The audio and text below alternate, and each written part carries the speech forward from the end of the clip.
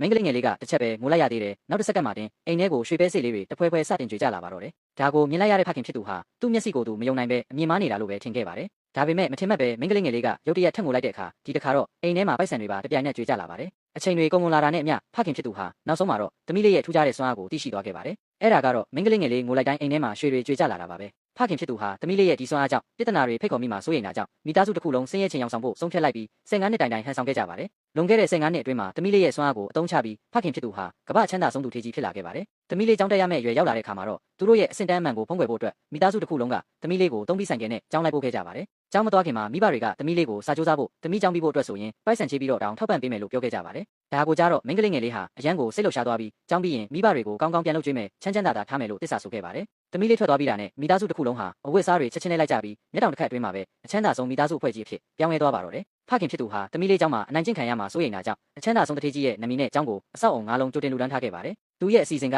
ပြစ်ပြောစရာမရှိဘူးလို့ထင်ခဲ့ရမယ်သမီးလေးကျောင်းဝင်ခွင့်ရခြင်းမှာပဲမနာလိုတဲ့မိန်းကလေးတစ်ယောက်ရဲ့ပြစ်မှတ်ထားခြင်းကိုခံလိုက်ရပါတယ်အကြောင်းရင်းကတော့သမီးလေးကထိုင်ကုန်ရွေးရဲ့အခါကျောင်းကအချောဆုံးကောင်လေးရဲ့ဘေးမှာမတော်တဆသွားထိုင်ပြီးလို့ပါပဲဒါကိုမြင်လိုက်ရတဲ့မနာလိုတဲ့မိန်းကလေးဟာချက်ချင်းပဲမနာလိုဝင်လိုစိတ်တွေဖြစ်ပေါ်လာပါတယ်ဘာလို့လဲဆိုတော့သူမနဲ့အဲ့ဒီကောင်လေးဟာငယ်စဉ်ကတည်းကစစ်ဆက်ထားသူတွေဖြစ်တာကြောင့်သူမရဲ့နှသားလေးကိုတောသူမလေးတစ်ယောက်ကအသာစီးယူတာကိုလုံးဝခွင့်မပြုနိုင်လို့ပါပဲမိန်းကလေးငယ်လေးကိုပညာပေးဖို့အတွက်ထမင်းစားချိန်မှာထိုမိန်းကလေးဟာနောက်လိုက်နှစ်ယောက်ကိုခေါ်လာပြီးသမီးလေးရဲ့ထမင်းပတ်ကန်ကိုတမင်တိုက်ချလိုက်ပါတယ်အဲ့ဒီနောက်သမီးလေးကိုအချောဆုံးကောင်လေးနဲ့ဝေးဝေးမှနေဖို့တတိပေးပါတော့တယ်မိန်းကလေးငယ်လေးကတော့ဒါကိုကြားတဲ့အခါမျက်နှာငယ်လေးနဲ့သူတို့ဟာတာမန်တန်းဖော်ရီတာဖြစ်ကြောင်းရှင်းပြပါတယ်ဒါပေမဲ့မထင်မှတ်ပဲမနာလိုတဲ့မိန်းကလေးကဒါကိုသူမကိုစိန်ခေါ်နေတာလို့ထင်သွားပြီးသမီးလေးကိုပညာပေးဖို့လက်ရွယ်လိုက်ပါတော့တယ်ကံကောင်းစွာနဲ့ပဲအရေးကြီးတဲ့အချိန်မှာအချောဆုံးကောင်လေးရောက်လာပြီးသမီးလေးကိုသူ့နောက်မှာထားကကာကွယ်ပေးလိုက်ပါတယ်မနာလိုတဲ့မိန်းကလေးကိုလည်းသူမရဲ့အချိန်ဝါနဲ့တခြားသူတွေကိုထပ်ပြီးအနိုင်ကျင့်ရရင်သူ့ဖခင်ကိုပြောပြီးပိုင်းမိသားစုနဲ့လုပ်ငန်းပူးပေါင်းဆောင်ရွက်မှုတွေကိုရပ်ဆိုင်းပစ်မယ်လို့တတိပေးလိုက်ပါတယ်တရားမျှတတဲ့ကောင်လေးကိုကြည့်ပြီးသမီးလေးဟာကျေးဇူးတင်လို့မျက်ရည်တွေကျလာပါတော့တယ်ရလက်အနေနဲ့အိမ်မှာရွှေပဲစိတ်လေးတွေထပ်ပြီးကြွေကြလာပြန်ပါတယ်မိခင်ဖြစ်သူကသမီးလေးအနေနဲ့ရှိနေမှာစိုးရိမ်ပြီးတောင်းကိုချက်ချင်းသွားကြည့်ခြင်းပေမဲ့အကိုဖြစ်သူကမိခင်ကိုနှစ်သိမ့်လိုက်ပြီးသမီးလေးကအိမ်လွှမ်းလို့ငိုတာဖြစ်မှာပါလို့ပြောပါတယ်ဘေးကင်းစေဖို့အတွက်မိဘတွေကသမီးလေးစီဖုံးမြန်ဆက်ကြပါတယ်ဒါပေမဲ့လိမ္မာတဲ့သမီးလေးကမိဘတွေစိတ်ပူမှာစိုးလို့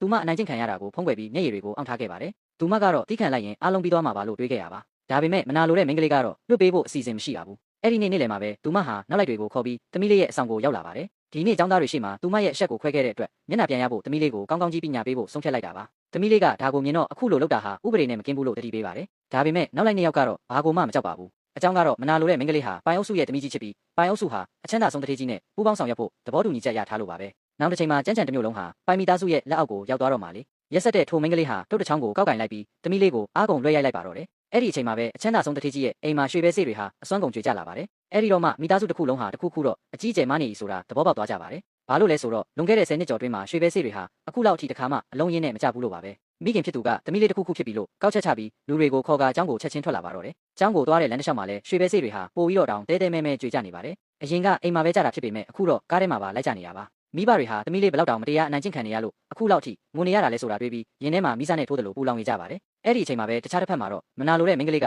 အချောဆုံးကောင်လေးသမီးလေးကိုမုန်းသွားအောင်လုပ်ချင်တာကြောင့်တမြောင်တစ်လက်ကိုထုတ်ပြီးသမီးလေးရဲ့မျက်နှာကိုဖျက်ဆီးဖို့ကြိုးစားပါတော့တယ်ကံကောင်းစွာနဲ့အရေးကြီးတဲ့အချိန်မှာကျောင်းအုပ်ကြီးရောက်လာပါတယ်သမီးလေးကတော့ကယ်တင်ရှင်ရောက်လာပြီလို့ထင်ခဲ့ပေမဲ့ကျောင်းအုပ်ကြီးကထိုမိန်းကလေးဟာပိုင်မိသားစုရဲ့သမီးကြီးမှန်တိလိုက်ရတဲ့ခါမှာတော့ချက်ချင်းပဲအမူအရာပြောင်းသွားပါတော့တယ်သူဟာမနာလိုတဲ့မိန်းကလေးကိုအပြစ်မပေးတဲ့အပြင်သမီးလေးကိုပါထိုမိန်းကလေးစီချက်ချင်းတောင်းပန်ဖို့အမိန့်ပေးလိုက်ပါတယ်မိန်းကလေးငယ်လေးဟာဒါကိုကြားတော့အရန်ကိုမတရားသဖြင့်ခံစားလိုက်ရပါတယ်ထိုမိန်းကလေးကသူမကိုအနိုင်ကျင့်တာတိတာနေပါလျက်နဲ့ဘာလို့သူမကပြန်တောင်းပန်ရမှာလဲမနာလိုတဲ့မိန်းကလေးရဲ့မျက်နှာသာရဖို့အတွက်ကျောင်းအုပ်ကြီးကသမီးလေးကိုချက်ချင်းတတိပေးပါတယ်အကယ်၍မတောင်းပန်ရင်သူမကိုကျောင်းကနေတိုက်ရိုက်ထုတ်ပစ်မယ်လို့ဆိုပါတယ်ဒါကိုကြားလိုက်ရတဲ့အခါသမီးလေးဟာလွန်ခဲ့တဲ့နှစ်တွေကသူမအတွက်မိဘတွေပေးဆက်ခဲ့တာအလုံးကိုပြန်နှွေးမိသွားပါတယ်မိသားစုတစ်ခုလုံးကရှိသမျှအကုန်ရောင်းပြီးသူမကိုကျောင်းထားပေးခဲ့ရလေသူမအနေနဲ့မိသားစုကိုဘယ်တော့မှစိတ်ပြတ်အောင်မလုပ်နိုင်ပါဘူးဒါကိုတွေးပြီးသမီးလေးဟာမျက်ရည်တွေကြားကနေမနာလိုတဲ့မိန်းကလေးကိုဒူးထောက်တောင်းပန်ဖို့ပြင်လိုက်ရပါတယ်ဒါပေမဲ့မထင်မှတ်ပဲအဲ့ဒီအချိန်မှာပဲတကားကြီးဟာရုတ်တရက်ဝုန်းကနေပွင့်သွားပါတော့ရဲ့ဗျာ